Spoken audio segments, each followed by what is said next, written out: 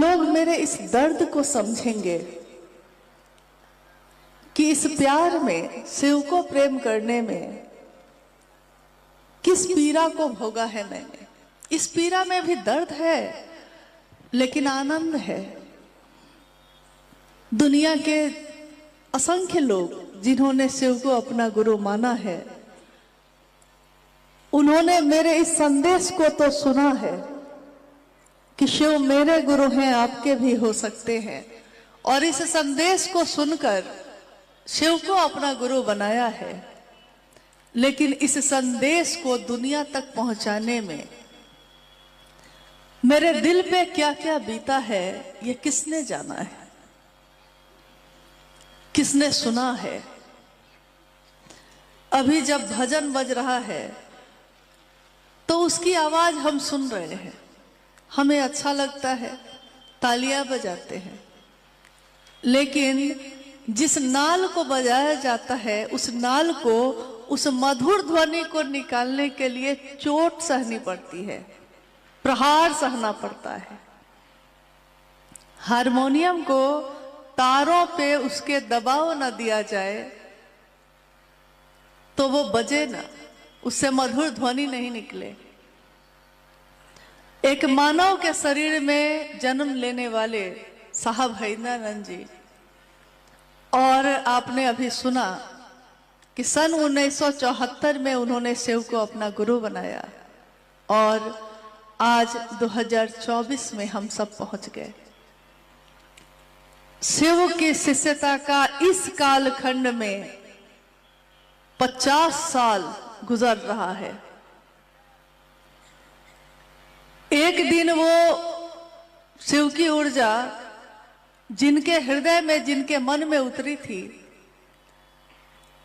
क्योंकि उस दिन आरा के गांगी शमशान में साहब हैदरानंद जी के मन में ये विचार ही तो आया था। विचार तो हमारे आपके मन में भी आते हैं, असंख्य आते हैं, आते ही रहते हैं, क्योंकि मन एक मशीन है, अदृश्य, दिखाई नहीं देती, लेकिन प्रति पल, हर क्षण विचारों को पैदा करती रहती है। तो हमारे आपके मन में भी विचार पैदा होते हैं। हमारे मन में जो विचार पैदा होते हैं वो पैदा होते हैं लेकिन टूट जाते हैं, हम उसमें ठहरते नहीं। साहब हैदरानंद जी के मन में जो विचार उस दिन प्रवेश किया कि लोग कहते हैं कि गुरु ब्रह्मा होते हैं, गुरु विष्णु होते हैं, गुरु महेश होते हैं, तो गुरु साक्षात पर ब्रह्म होते हैं, यानी ब्रह्मानी, रुद्रानी और वैष्णवी शक्ति को धारित करने वाले स्वयं गुरु पर ब्रह्म होते हैं। साहब के मन में ये विचार आया और उन्होंने इसका ठीक उल्टा सोचा। जैसा अभी मंडल सर बोल रहे थे तो उन्होंने एक बात कही कि जब साहब से उनकी पहली भेंट हुई साहेबगंज कॉलेज में, तो इन्होंने उनसे पूछा कि आपको कुछ मंत्र उंतर आता है क्या, कोई साधना आती है? और उन्होंने जवाब दिया, सीधा जवाब कभी नहीं देते, उन्होंने जवाब दिया आपको इससे मतलब? तो अभी मंडल सर ने कहा सिवान का मिजाज है ये। तो उस दिन भी सिवान का मिजाज ही काम आया उनको। जब ये विचार प्रवेश किया, उनके मन ने ठीक इसका उल्टा सोचा कि जब गुरु भगवान होता है तो भगवान गुरु क्यों नहीं है। एक दिन ऐसा भी आया था, जिस बात की घटना, जिस बात का जिक्र उन्होंने अपनी पुस्तक आओ चलें शिव की ओर में किया है। उन्होंने कहा कि जब मैं छोटा था और 12 साल की उम्र में कुछ तांत्रिक लोगों के संपर्क में आया, शमशान जाने लगा, तो मेरे घर और मेरे घर के आसपास के लोग मेरी माँ से कहते थे कि आपका बेटा बिगड़ गया है, विक्षिप्त हो गया है, गलत रास्ते पे चलने लगा है। कोई भी माँ जब ये सुनती है तो उसको अच्छा नहीं लगता, उसको तो इसमें गर्व है कि लोग उसके बच्चे की बड़ाई करें। बच्चे की शिकायत होती है तो बच्चा शर्मिंदा हो या ना हो, माँ बाप तो होने लगते हैं। उनकी माँ को भी बड़ी तकलीफ हुई थी। माँ जिनका नाम आपने सुना, राधा देवी, और पिता डॉक्टर विश्वनाथ प्रसाद सिंह। तो माँ राधा देवी ने अपने बड़े पुत्र साहब हैदरानंद जी से कहा कि बरकू, आपके पिता आपको पढ़ा लिखा कर बड़ा पदाधिकारी बनाना चाहते हैं, आप अपने पिता की बात क्यों नहीं सुनते? आप पढ़ लिख के कुछ बड़ा करिए, पदाधिकारी बनिए, ताकि आपके भाई बहन भी आपको देखकर वैसा कर सके। लोग आपके बारे में ऐसी बात कहते हैं तो मुझको बुरा लगता है, अच्छा नहीं लगता। साहब ने कहा 12 साल की उम्र है, 13वें वर्ष में प्रवेश किए हैं अभी। साहब ने कहा अपनी माँ से, माँ मंदिरों में, पूजा घरों में ये बताया जाता है कि भगवान की सत्ता है, ये भगवान के पास से हम आते हैं, भगवान के पास जाते हैं। मेरे स्कूल के शिक्षक भी मुझको यही बताते हैं कि इंसान इस धरती पे आता है तो ये धरती कहाँ से बनी? तो भगवान ने बनाई। इंसान कहाँ से आया है? तो भगवान के पास से आया है। इंसान की जब मौत हो जाती है तो वह कहाँ जाता है? तो वो भगवान के पास जाता है। साहब हैदरानंद जी ने उस दिन अपनी माँ से कहा कि जब इंसान भगवान के पास से आता है और भगवान के पास ही लौट जाता है, वो भगवान इंसान के पास क्यों नहीं आता? मैं लाऊंगा माँ, मैं उस भगवान को इंसान के पास लाऊंगा। उस समय शायद वो भी नहीं जानते थे कि वो सचमुच में भविष्य में ऐसा ही करने वाले थे। साहब और दीदी के जीवन की कितनी घटना हम सुनते हैं। उन घटनाओं को सुनकर हम सोचते हैं कैसा समय होगा वो, कैसे लोग होंगे वो जो उनके साथ उस समय चले, जिन्होंने उनका ये रूप देखा, जिन्होंने शिव शिष्यता के बीज को धरती पे लगते देखा है। हम आज तो पौधों को देखते हैं, जैसे इन खेतों के बीच में हम बैठे हैं, तो जब खेतों में पौधे लगेंगे तो हमको दिखाई देंगे, लेकिन कुछ लोग तो वैसे भी हैं जिन्होंने बीज को धरती पे लगते भी देखा। आइए आज इस धरती पे, हमारे साहब की धरती पे बैठे हुए हम सभी शिव के शिष्य उस समय को याद करते हैं जिस वक्त में मैंने या आप में से हर व्यक्ति ने शिव को अपना गुरु बनाया था। साहब कहते हैं जिस दिन आपने शिव को अपना गुरु बनाया था, उस समय आपका मन कैसा था? क्या सोच के बनाया था आपने? कितने अच्छे मन से बनाया था, कितनी मोहब्बत से भरा हुआ दिल था। मोहब्बत का रास्ता है ये, प्रेम का रास्ता है ये। आपने सोचा था शिव मेरे गुरु हैं, दूसरों के भी होंगे, मैं ये काम करूंगा। साहब आप कहिए ना, आप जो चाहते हैं बिल्कुल वैसा ही करूंगा। लेकिन कुछ वर्ष क्या बीते, कुछ वर्ष बीतते बीतते अब लोगों की भीड़ आ गई, सम्मान आ गया, सुविधाएं आ गई, कितनी चीजें आ गई, अहंकार आ गया। और जब ये सारी चीजें आ गई तो आपने सोचा कि चले थे मोहब्बत से, लेकिन आज तिजारत हो गई। तिजारत का अर्थ होता है व्यापार। हम जिसको अपना समझते हैं हम उसका व्यापार नहीं करते। जो मेरा है मैं उसका व्यापार करूंगी? कभी भी नहीं। अपने बेटे का व्यापार नहीं करते, अपने परिवार का व्यापार नहीं करते। साहब ने यही चाहा कि उस शिव को भी जिस दिन आपने कहा है कि हे शिव आप मेरे गुरु हैं, मैं आपका शिष्य हूं, मुझे शिष्य पर दया कर दीजिए, आप उस महादेव का व्यापार मत करिएगा, किसी कीमत पे मत करिएगा। तो उन्होंने जो कहा है उसमें ताकत है। तो कुछ क्षण का समय और है हमारे आपके पास, फिर तो हम भी लौट जाएंगे, फिर तो आप भी लौट ही जाइएगा। लेकिन इन 50 वर्षों में साहब ने जो चाहा, हम में से कितने लोग उस चाहत पे खरे उतर रहे हैं, इसको तो सोचना होगा। किस शिव को गुरु बनाने के लिए उन्होंने कहा? जिस दिन उन्होंने कहा था ये महादेव शिव उनको अपना गुरु बनाओ, ये शिव कौन है? जिस शिव के बारे में हमारे धर्म ने, हमारे शास्त्र ने, हमारे ऋषियों और मुनियों ने कहा कि शिव की इच्छा में इतना बल है, इतना बल है, शिवेच्छा बलि असी, उस शिव की इच्छा में इतना बल है कि वो इच्छा करते हैं और सृष्टि पैदा होती है, पैदा होती है, रहती है और टूट जाती है। शिव की इच्छा में इतना बल है कि बस उनको इच्छा ही तो करनी है और कुछ भी नहीं। चारों दिशाएं जिसका वस्त्र हो, काल पे भी जिसका नियंत्रण है, और जो महाकाल है स्वयं, महायोगेश्वर, महाकपालेश्वर, नटराज शिव, उमा के पति शिव। एक तरफ तो महाकाल महामृत्युंजय हैं, भैरव उनके गण हैं, और एक तरफ भोला है, बाबा है। करुणा से करुणा का जो रूप हो सकता है, करुण से करुण, वो भी रूप उनका है, और प्रचंड से प्रचंड जो हो सकता है वो भी उन्हीं का है। आप सोचिए कि भगवान के रूप में शिव के नजदीक जाना हमारे आपके जैसे लोगों के बस की बात थी? हम लोग पहुंच सकते थे, हम लोग जल तो चढ़ाते थे महादेव को, लेकिन महादेव मेरे अपने हो जाएंगे इसके बारे में पता नहीं था, कभी जाना नहीं, किसी ने बताया नहीं।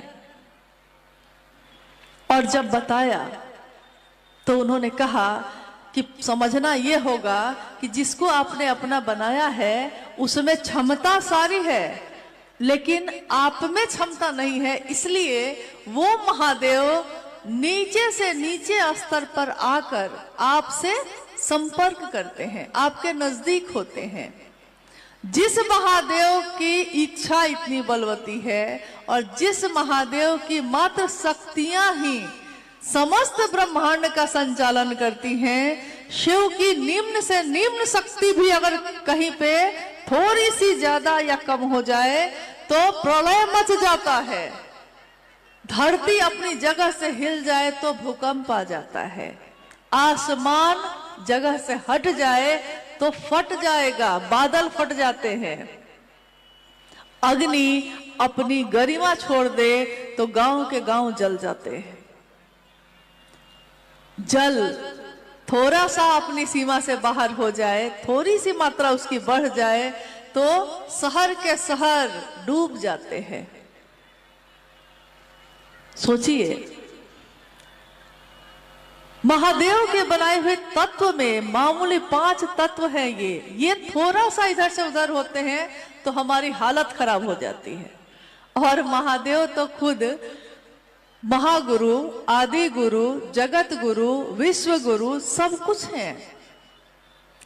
और उनका शिष्य होने के बारे में अगर कोई सोचेगा दुनिया में, तो पात्रता क्या क्या होनी चाहिए? पात्रता तो बहुत कुछ होनी चाहिए। महादेव का शिष्य बनने के लिए तो बहुत बड़े स्तर का न होना चाहिए। अभी एक भाई चर्चा में बोल रहे थे कि कम से कम न्यूनतम पात्रता होती है सदगुरु श्रेणी की। हम लोग तो गुरु भी नहीं बन पाएंगे, उतनी भी क्षमता नहीं, उतनी भी योग्यता नहीं, और महादेव का चेला बनना तो बहुत बड़ी बात है। लेकिन महादेव ने हमारे आपके स्तर तक उतरकर हमको आपको अपना शिष्य स्वीकार किया। किसके कारण किया? क्यों हजारों वर्ष से ये बात नहीं हुई, ये काम नहीं हुआ?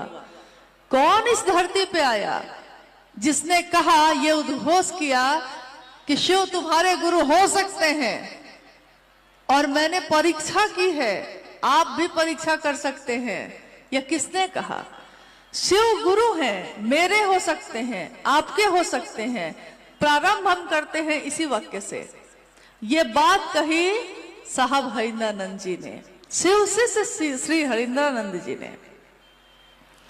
शिव को गुरु अपना कैसे हम बना सकते हैं? तो उन्होंने कहा कि 3 सूत्र ऐसे हैं जो मेरे जीवन में घटित हुए, उन 3 सूत्रों के माध्यम से आप शिव को अपना बना सकते हैं। दया मांगनी है उस महादेव से, शिव की चर्चा करनी है और शिव को प्रणाम करना है, बस इतना ही। आज तक तो लोगों ने कहा था, पूजा पद्धति ये कहती है कि हजारों मंत्रों का जप करिएगा तब कहीं कोई मंत्र सिद्ध होगा। लाखों योनि में आने के बाद कहीं मानव का तन मिलेगा। शिव की निम्न से निम्न शक्तियों से भी संपर्क करने के लिए बीज मंत्रों का प्रचलन, यानी एक तरफ हम लोग को कहा जा रहा है कि मात्र इतना करिए और आपका शिव से संपर्क हो जाएगा, और एक तरफ कहा जा रहा है कि वो महादेव तो इतने बड़े हैं, तो हम आप उनसे संपर्क कैसे करें। 3 सूत्र साहब ने दिए और इन 3 सूत्रों में दया मांगने की बात कही। दया मांगना, याचना, दया की याचना, यानी भक्ति की अभिव्यक्ति है ये। दया की याचना करना कौन मांगता है? दया जो पूर्ण समर्पित नहीं होगा वो दया मांग ही नहीं सकता। जब तक हमारा मन झुकेगा नहीं, हम महादेव से दया मांगेंगे कैसे? हे शिव, आप मेरे गुरु हैं, मैं आपका शिष्य हूं, मुझ शिष्य पर दया कर दीजिए। ये बात मेरे मुंह से तो निकलेगी, लेकिन मेरे दिल में ये भाव होगा, ये होगा कैसे? जब तक भक्ति की अभिव्यक्ति नहीं होगी। और अभी तो विचार में ही बने हैं। विचार से भाव होगा, भाव से प्रेम होगा, प्रेम से न भक्ति होगी। अभी तो विचार में बने थे, लेकिन बार बार इस बात को दोहराते दोहराते हमारा मन एक दिन ये समझ जाता है कि शिव मेरे हैं, मैं उनका हूं। और हम शिव की चर्चा भी करते हैं। शिव की चर्चा यानी शिव की चर्चा के विभिन्न आयाम हैं, इसके बहुत सारे परिणाम हैं। एक, जब शिव की चर्चा हम करते हैं, हमारा मन अगर शिव की परिधि में नहीं होगा, शिव के घेरे में नहीं होगा, हम शिव की चर्चा कर ही नहीं सकेंगे, ना सुन सकेंगे, ना बोल सकेंगे। कोई अगर बोलेगा भी और सामने वाला बैठा है सामने, मन उसका कहीं और होगा, तो वो सुनेगा भी नहीं। कोई बोल रहा है और उसका मन भटक जाए, तो उसका मन अगर भटक गया तो वो बोल भी नहीं पाएगा। यानी शिव की चर्चा ध्यान की अनुपम विधा है। पूरे विश्व में ध्यान के लिए लोग क्या क्या नहीं करते हैं। साधना करते हैं, उपासना करते हैं, मंत्रों का जप करते हैं, हाथ पैर ऐसे करके बैठ के सुबह सुबह घंटों गुजारते हैं कि ध्यान हो जाए, ध्यान हो जाए। और हम आप क्या करते हैं इसके लिए? हम आप तो कुछ भी ऐसा नहीं करते, बस महादेव की बात करते हैं, सुनते हैं। कोई दूसरा करता है तो उसकी बात सुनते हैं, और अगर हम करते हैं तो वो मेरी बात सुनता है। चर्चा परिचर्चा में बदल जाती है, बस इतनी ही बात होती है।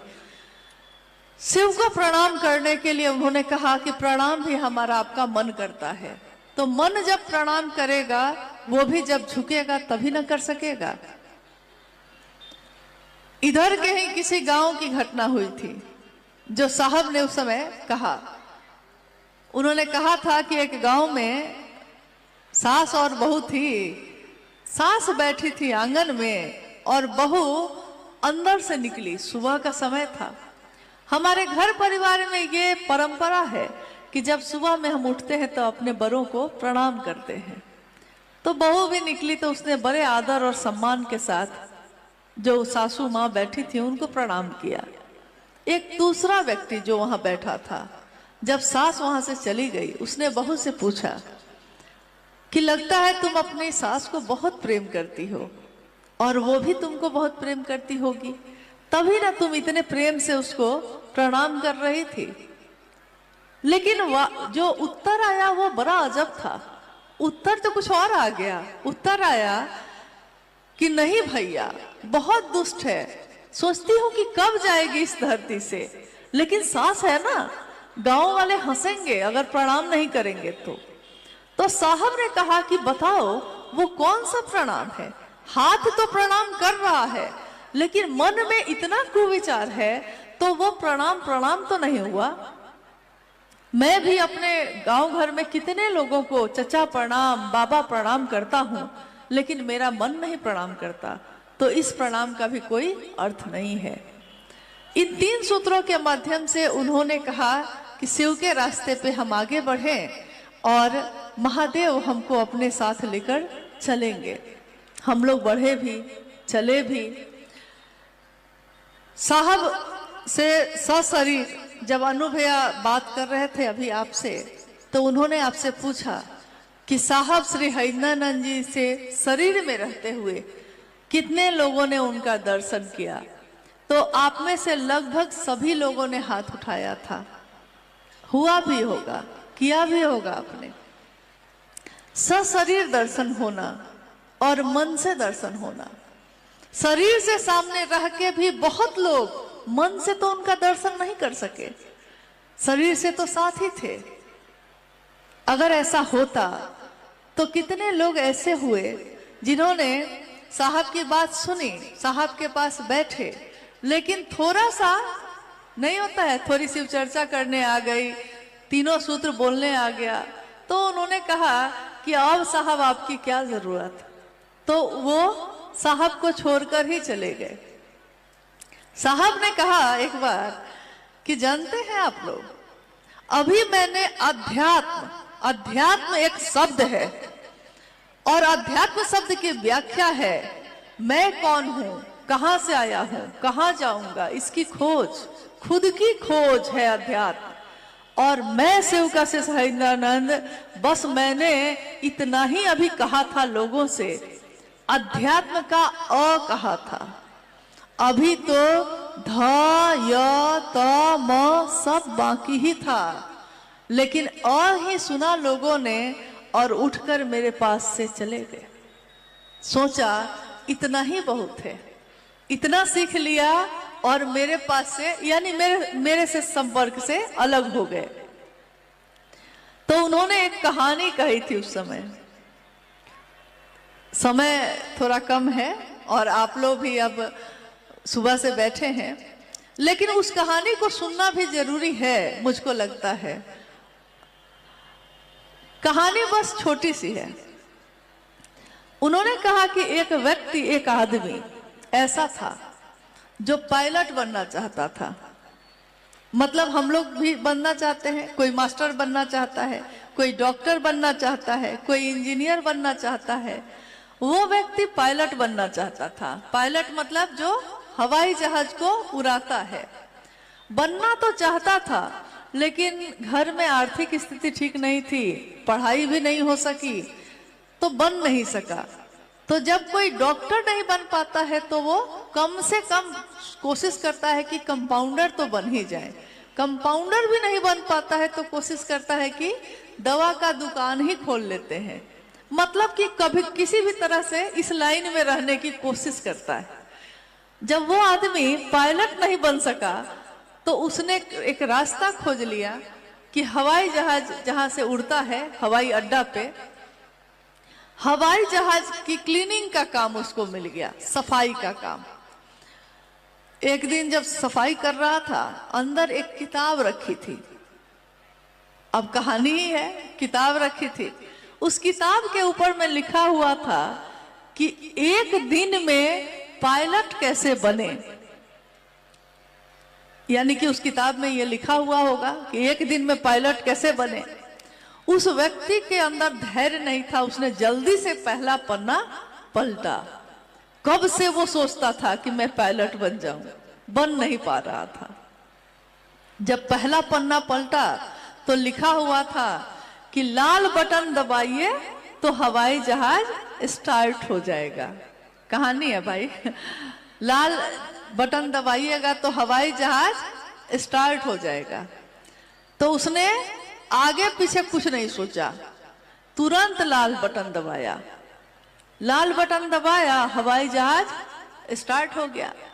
फिर लिखा था, फिर पन्ना उल्टा, स्टार्ट कर लिया तब पन्ना उल्टा, लिखा था पीला बटन दबाइए तो जहाज रनवे पे चलने लगेगा, उसने तुरंत पीला बटन दबा दिया।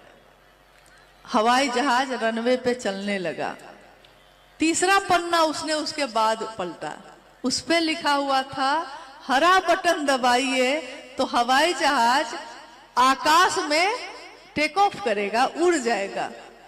उसने हरा बटन दबाया, हवाई जहाज हवा में चला गया। और उसके बाद उसने जब पन्ना पलटा तब उसमें लिखा हुआ था आगे की जानकारी के लिए इसका भाग 2 खरीद लीजिए। अब बताइए क्या हुआ? यही हो गया। सबके साथ तो नहीं, लेकिन कुछ लोगों के साथ तो हो ही गया। साहब से इतना सुने और भागे वहां से क्षेत्र में। अब जैसा भैया अनु जी ने कहा अभी कि कोई कहता है कि मैं ही हरिंद्रानंद हो गया, कोई कहता है कि मुझको ही साहब ने मालिक बना दिया है, कोई कहता है मुझ में ही आध्यात्मिक संचरण हो गया है, कोई कहता है कि साहब ने वरिष्ठ समझ के मुझको ही संचालन का अधिकार दे दिया। स्वयं शिव के शिष्य हरिंद्रानंद साहब ने ये नहीं कहा अपने लिए, उन्होंने कहा मैं शिव का शिष्य हूं, मेरे गुरु शिव हैं, तुम्हारे भी गुरु शिव हैं। जब भी कोई कष्ट लेकर भी गया तो उन्होंने कहा गुरु से दया मांगो, चर्चा करो और प्रणाम करना, थोड़ा सब ठीक हो जाएगा। कभी ये नहीं कहा कि मैं मालिक हूं, उन्होंने कहा शिव शिष्यता का मालिक महादेव स्वयं है, बाकी सब शिव के शिष्य हैं भी और भविष्य में भी रहेंगे। यही होगा, कभी भी इसमें परिवर्तन नहीं होगा। जैसे हम लोग जब यहाँ सुबह में आए तो सुबह में चारों तरफ कुहासा था, दूर से मैदान भी दिखाई नहीं दे रहा था। आपके साथ भी हुआ होगा ऐसा, तो दूर से मैदान भी दिखाई नहीं दे रहा है। सूरज जब उगा धीरे धीरे तो आकाश साफ होने लगा, कुहासा हटने लगा और सूरज की रोशनी में सब कुछ साफ साफ दिखने लगा। वैसा ही है साहब का साथ लेना, साहब और दीदी माँ का साथ लेना, यानी सूरज की रोशनी का प्रवेश आपके और मेरे जीवन में हो जाना। जितने कुहासे हैं, जितने धुंध हैं, जितनी बातें लोगों ने आपको समझा दी हैं, उन सब कुहासों को छटने में देर नहीं लगती जब उनका साथ मिल जाता है। बहुत पहले की एक बात है, उस समय साहब देवघर में रहा करते थे, होली का समय था। हम लोग उस समय रांची में रहते थे, साहब देवघर में रहते थे। तो होली का समय था तो साहब के पास गए थे। उस अहाते में, चित्तो लोढ़िया में थे साहब, अहाते में सब कोई बैठे हुए थे, कुछ गुरु भाई गुरु बहन भी आ गए थे। साहब ने कहा कि अरे अपने घर में मनाते, तो गुरु भाई गुरु बहनों ने कहा आपने कहा कि ये तुम्हारा घर है तो हमारा घर यही है, हम चले आए। खैर सब कोई खा पी रहे थे, लोग कह रहे थे कि कुछ न कुछ गीत होली के हो रहे थे, कुछ भजन हो रहे थे महादेव के, तो सब कुछ न कुछ कह रहे थे। हमारे आपके बीच बैठे हैं भैया अनु जी, साहब के ज्येष्ठ पुत्र, साहब हरिंद्रानंद जी, जिनको हम सम्मान देते हैं, साहब से जुड़ी सभी चीजों को हम शिव के शिष्य वही सम्मान देते हैं। जिसने शिव को चाहा उसने शिव की इस दुनिया को भी चाहा, जिसने साहब दीदी को चाहा उसने साहब दीदी से जुड़ी सारी चीजों को चाहा। तो साहब हरिंद्रानंद जी और मां नीलमानंद जी के ज्येष्ठ पुत्र को भी हम वही सम्मान देते हैं। और उन्होंने उस दिन कहा कि मैं भी साहब आपके लिए कुछ कहना चाहता हूं। तो साहब ने कहा अरे आप तो जल्दी बोलते नहीं हैं, क्या कहना चाहते हैं? इन्होंने कुछ पंक्ति उस दिन कही थी, ये पंक्ति थी, उन्होंने कहा कि साहब जो इस दुनिया में आए हैं, हमारे साहब जो इस दुनिया में आए हैं, वो दुनिया को क्या देने आए हैं। इसी पे 4 पंक्ति है कि अच्छे बुरे की समझ देकर जाऊंगा। अच्छा क्या है, बुरा क्या है, ये आप खुद समझेंगे, कोई आपको नहीं आएगा समझाने, आप ही समझ जाएंगे। अच्छे बुरे की समझ देके जाऊंगा, दूसरों को परखने की नजर देके जाऊंगा। दूसरों को परखने की कि कौन सही है, कौन गलत है, कौन सचमुच में शिव का शिष्य है, कौन मुखौटा बनाकर आपके साथ चल रहा है, कौन आपको साहब दीदी से दूर ले जाता है, शिव से दूर ले जा रहा है, खुद से जोड़ रहा है, ये आप परख लीजिएगा खुद। कोई नहीं आएगा आपको बताने, हम में से कोई नहीं आएगा, आप खुद जानेंगे। दूसरों को परखने की नजर देके जाऊंगा। यारो, मैं इस जमाने का संग तराश हूं। यारो दोस्तों, मैं इस दुनिया का संग तराश हूं। दुनिया का संग तराश का अर्थ होता है, संग तराश कहते हैं मूर्तिकार को, जो बेकार पड़े हुए पत्थर को भी अपनी छेनी और हथौड़ी से मार मार कर उसको मूर्ति बना देता है। एक दिन वो पत्थर बेकार पड़ा था, छेनी और हथौड़ी के प्रहार से वो देवी की, देवता की मूर्ति बन जाता है और लोग उसकी पूजा करते हैं। साहब के लिए इन्होंने कहा था कि साहब इस जमाने के संग तराश हैं, पूरी दुनिया को शिव का रूप देने के लिए आए हैं, पूरी दुनिया को, इसमें कोई छूटेगा नहीं, चाहे वो भागे चाहे वो पकड़ाए, लेकिन वो छूटेगा नहीं, बन के रहेगा शिव का शिष्य। तो दुनिया को शिव का रूप देने आए हैं। और यारो, मैं इस जमाने का संग तराश हूं, पत्थरों को भी बोलने का हुनर देकर जाऊंगा। आप सोचते हैं वो पत्थर है, उसको कुछ नहीं आता, उसको समझ में नहीं आता, उसके अंदर संवेदना नहीं है, उसके अंदर एहसास नहीं है, वो अपने साहब दीदी के दर्द को नहीं समझता, तो ये बिल्कुल गलत है। जिसको आप समझते हैं कि ये तो मामूली लोग हैं, जिसको आप मामूली समझते हैं, जिसको आप समझते हैं कि ये तो जंगल की घास है, अपने पैरों से रौंद सकते हैं हम, एक दिन याद रखिएगा, एक दिन वही घास इतनी बड़ी हो जाती है कि अपने को रौंदने वाले पैर को ही जकड़ लेती है और उसको रुकने पर विवश कर देती है। यहां शिव की शिष्यता में कोई साधारण नहीं है, कोई अति सामान्य नहीं है। जिसने भी कहा है शिव मेरे गुरु हैं, मैं शिव का शिष्य हूं, वो साधारण हो ही नहीं सकता, वो दिखता जरूर साधारण है। तो दिखने में तो खैर महादेव भी अति सामान्य है, महादेव तो अति सामान्य है, उनको तो तीनों लोकों का अधिपति है, वो तीनों लोकों का वैभव दूसरों में बांटने वाले महादेव स्वयं चट्टानों पे बैठे हैं, चिता का भस्म लगाए, गंगा को अपने सर पे सजाए, कलंकित चंद्रमा को आप कहते हैं वो व्यक्ति खराब है, ये अच्छा है, ये अच्छा है, ये मेरे साथ चलेगा, वो कलंकित है, वो खराब है, उसको अपने साथ नहीं लेंगे। अरे मेरे गुरु शिव ने ही उसको सिर पे धारण कर लिया। कलंकित चंद्रमा भी जिसके सिर पे शोभता है, जहर रखने वाला सांप भी जिनके गले में धारित है। इसका ये अर्थ नहीं है कि चंद्रमा कलंकित है तो महादेव ने उसको अपने सर पे शोभायमान किया है। जहर है सांप में तो अपने गले में लपेट लिया है, लेकिन सांप को भी पता होता है कि किसने लपेटा है गले में, तो वो अपने जहर को भी कोने में रख देता है। कलंकित चंद्रमा भी जानता है कि किसके सिर पे सजा है, तो वो अपने स्वभाव को भी भूलकर चुपचाप अपनी रोशनी बिखेरता है। तो महादेव जो करुणावतारम है, भोला है, वो महादेव त्रिशूल भी रखते हैं। जगत गुरु शिव कहते हैं साहब हरिनानंद जी के माध्यम से कि बनना है तो शिव बनो, बनो तो शिव, रहो तो शिव और जियो तो शिव।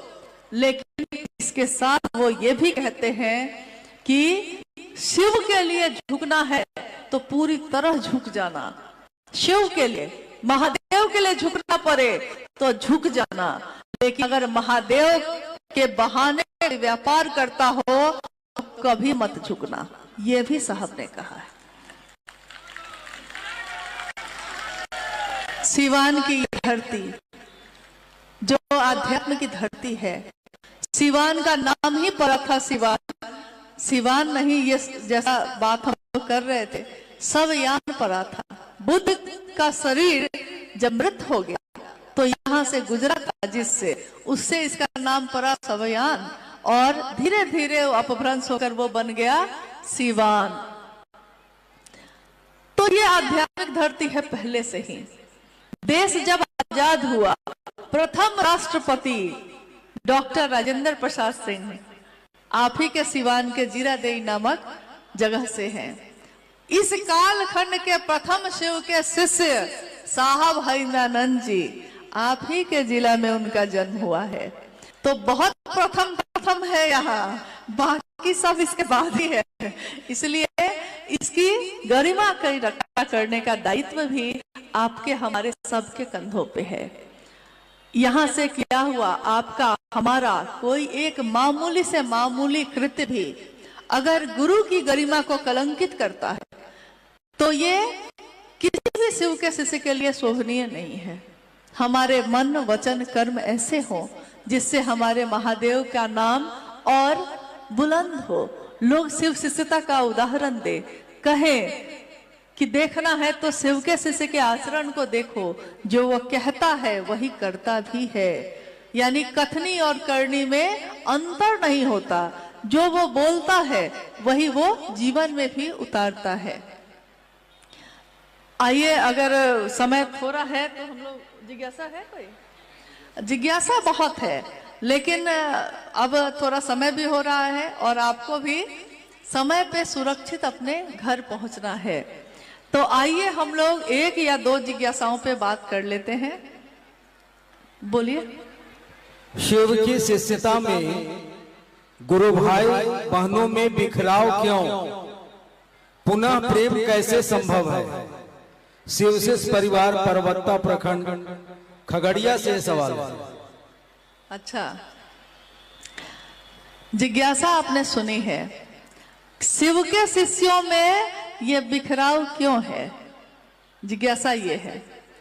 और कैसे पुनः प्रेम होगा? तो पहली बात तो ये है कि प्रेम एक बार हो जाए तो वो मरता ही नहीं है। आपने सुना होगा कि अभी मंडल सर जब आए थे तो वो कह रहे थे कि सुबह सुबह हम लोग के कमरे में जो बात हो रही थी तो उन्होंने कहा प्यार अंधा होता है। तो मैंने कहा कि प्यार, पूरी बात उन्होंने बताई नहीं आपको।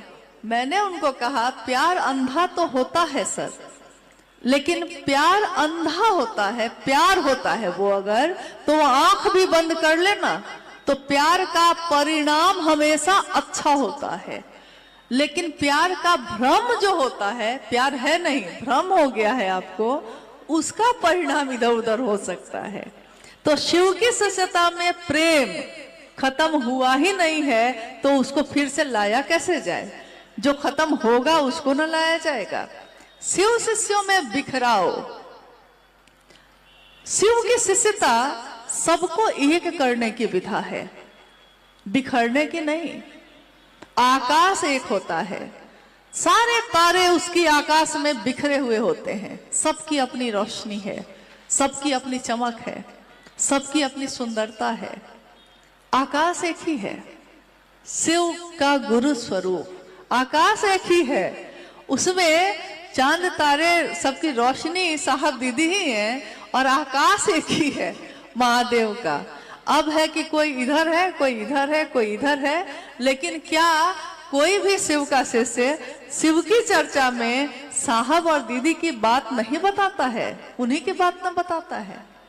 हमको प्रेम नहीं करता, मान लीजिए, महादेव को तो करता है, साहब दीदी को तो करता है, तो जो उनको करता है वो तो हमारे आपके लिए प्रेम पात्र होगा ही होगा।